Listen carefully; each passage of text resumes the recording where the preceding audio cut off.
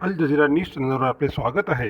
मराठवाड्याचे प्रसिद्ध neurologist doctor माजेद यांचे लॉकडाऊनच्या काळात एक मोटिवेशनल स्पीच आपल्या सेवेत सादर करत आहोत. पहा काय सांगत आहे डॉक्टर माजेद साहेब. धन्यवाद. आमच्या चॅनलला सबस्क्राईब करा, लाईक करा आणि शेअर करा. हेलो फ्रेंड्स, पूरी दुनिया इस वक्त एक रेस्टलेस फेज से गुजर रही है. हमें सोचने का वक्त मिला है, अपने अंदर झांकने का वक्त मिला है. दिल नर्म है, अपनी बेबसी और ऊपर वाले की ताकत समझ में आ रही है. इस लॉकडाउन के शुरू में तो हम इनकार के फेज में थे, फिर फ्रस्ट्रेशन में चले गए और अब आहिस्ता आहिस्ता एक्सेप्टेंस के फेज में आ रहे हैं. किसी ने क्या खूब कहा है, मुश्किल तो सभी पर आती है, फ़र्क इतना है कि कोई बिखर जाता है तो कोई निखर जाता है. ये वक्त हम सभी के इम्तिहान का है, किसी के सब्र का इम्तिहान तो किसी के शुक्र का. हमारा ये वक्त डिप्रेशन, फ्रस्ट्रेशन और शिकायतें करते करते गुजर जाएगा, या इसे हम एक गोल्डन अपॉर्चुनिटी भी बना सकते हैं. किस चीज़ की अपॉर्चुनिटी? खुशियों को तलाशने और पाने की अपॉर्चुनिटी. हम में से अक्सर लोग उदासियों में जी रहे हैं और खुशियों की तलाश में हैं. किसी शायर ने कहा है, दुनिया की महफिलों से उकता गया हूँ यारब, क्या लुत्फ़ है अंजुमन का जब दिल ही बुझ गया हो. और किसी ने कहा है, 100 बार चमन महका, 100 बार बहार आई, दुनिया की वही रौनक लेकिन दिल की वही तन्हाई. हम सभी वक्ती प्लेजर्स में डिप्रेशन का हल चाह रहे हैं, लेकिन वो वक्ती इलाज है. जैसे किसी के दांत में इन्फेक्शन हो गया, डॉक्टर साहब ने उसे एक पेन किलर और एक एंटीबायोटिक दिया. अगर आदमी सिर्फ पेन किलर लेता रहे क्योंकि उससे दर्द कम हो जाता है और एंटीबायोटिक न ले, तो इन्फेक्शन बढ़कर जानलेवा भी हो सकता है. इन उदासियों को खुशियों में कैसे बदलें?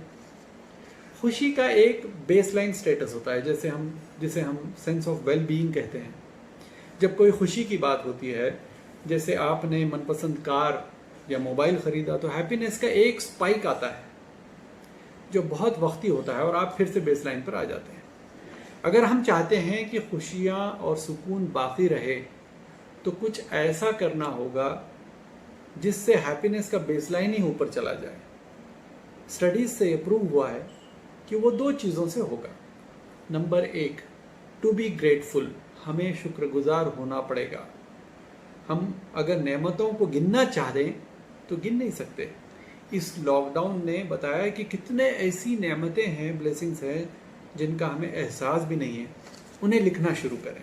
जब नेमतें खुलती जाएंगी तो हमें अपने छोटे होने का एहसास होगा. इस लॉकडाउन से कुछ सीखना है. जैसे हर चीज़ हमारी मर्जी से नहीं चलती और हमारे कंट्रोल में भी नहीं होती. हमें एडजस्ट करना सीखना है, पर्सनल लेवल पे भी और प्रोफेशनल लेवल पे. फैमिली वैल्यूज़ का इम्पोर्टेंस समझना है. हमें माँ बाप और बीवी बच्चों के साथ बॉन्डिंग को खूबसूरत बनाना है. जब हालात अनप्रेडिक्टेबल होते हैं तो पेशेंस रखना होगा. फ्रस्ट्रेट और इरिटेट होकर काम नहीं चलेगा. ये खुद को भी समझाना है और हमारी नई जनरेशन को भी समझाना है, क्योंकि वहाँ तो पेशेंस बिल्कुल ही नहीं है. और हमें हमारा फोकस बदलना होगा. एक बिल बोर्ड था, उस पर 2 बच्चों की तस्वीर थी. ऊपर के लड़के के पास एक पूरा केक है, सिर्फ एक स्लाइस नहीं है और वो केक की तरफ देखकर दुखी है. और नीचे के लड़के के पास सिर्फ एक स्लाइस है और वो हाथ में पकड़कर ऐसा खुश हो रहा है जैसे सब खुशी उसको मिल गई है. तो हमको खुश रहने के लिए हमें जो मिला है उससे कंटेंट होना है, उसका शुक्र अदा करना है. एक यंग डॉक्टर हमारे पास एडमिट हुए. 1 हफ्ते के अंदर उनके दोनों आंखों की बीनाई चली गई थी. एडमिट करके 3 इंजेक्शन दिए, लेकिन कोई फ़र्क नहीं हुआ. चौथे दिन जैसे ही मैं मॉर्निंग राउंड पर पहुंचा तो वो व्हील चेयर पे से आवाज़ देने लगे, सर आप पहले यहाँ आइए, सर मुझे नज़र आने लगा है, मैं आपका शर्ट देख सकता हूँ, मैं आपका चेहरा देख सकता हूँ, मुझे तकरीबन 30% दिख रहा है. उनके चेहरे पर इतनी खुशी थी जैसे सारी दुनिया की खुशियाँ मिल गई. मैं सोचने लगा, क्या ये शख्स इतना खुश था जब उसकी विजन 100% नॉर्मल थी? और फिर अपने आप से भी पूछने लगा कि क्या मैं इतना खुश हूँ जब मेरी बीनाई नॉर्मल है? बात यह है कि ब्लेसिंग्स की कदर उस वक्त होती है जब वो आपसे छीन ली जाती है. Number 2, right use of blessings. नेमतों का सही इस्तेमाल. नेकी क्या है? ब्लेसिंग्स का सही इस्तेमाल. और गुनाह क्या है? ब्लेसिंग्स का गलत इस्तेमाल. हमारी एवरेज ज़िंदगी 60 से 70 साल की है.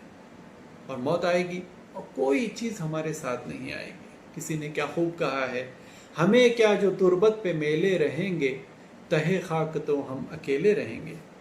इसलिए कहा गया है कि 5 चीज़ों की कदर कर लो 5 के आने से पहले, जिंदगी की कदर कर लो मौत के आने से पहले, जवानी की कदर कर लो बुढ़ापे के आने से पहले, सेहत की कदर कर लो बीमारी के आने से पहले, वक्त की कदर कर लो मशगूली के आने से पहले, और माल की कदर कर लो उसके चले जाने से पहले। इन शॉर्ट, इन ब्लेसिंग्स को शेयर करना है।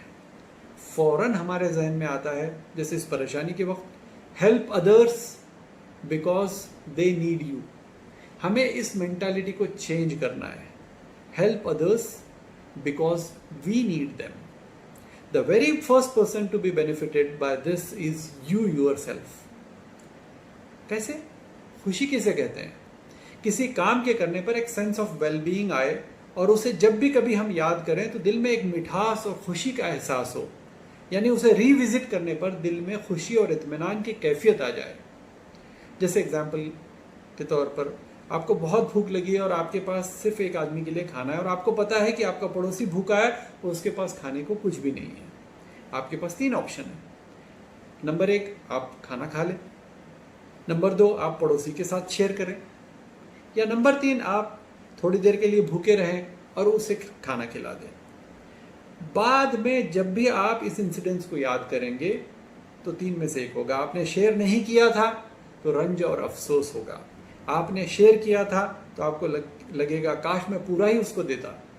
और अगर आपने पूरा उसे दे दिया था और आप भूखे रहे थे तो फिर आपको दिल में एक मिठास महसूस होगी और एक खुशी मिलेगी।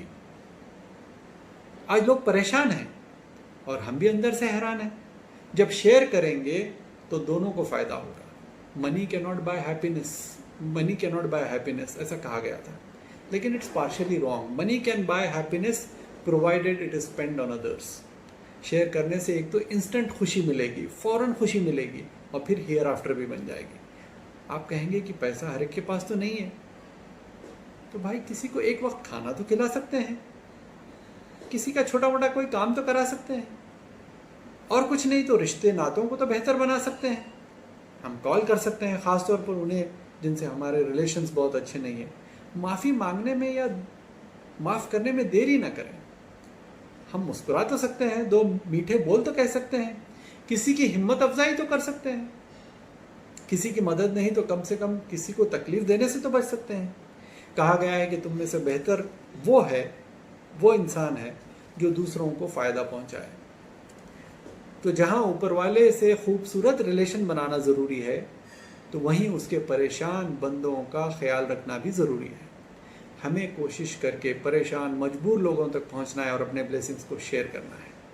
इसमें बस इंसान होना ही क्राइटेरिया है, क्योंकि पूरी इंसानियत ऊपर वाले की मखलूक है। हाँ, और ये उनकी नहीं, ये हमारी ज़रूरत है, क्योंकि दुनिया और हियर आफ्टर की खुशियाँ हम चाहते हैं। इस मुसीबत से जब हम बाहर निकलें तो एक नर्म दिल, रिश्तों का ख्याल करने वाला और इंसानियत का दर्द लेकर जीने वाला इंसान बनकर निखरें। एक चेकलिस्ट बनाकर चेक करते रहें, ताकि इस पैंडेमिक से निकलने के बाद भी ये अच्छे बदलाव हम में और हमारी फैमिली में बाकी रहे। ऊपर वाला हम सब की हर मुसीबत से हिफाजत फरमाए। आमीन। Thank you.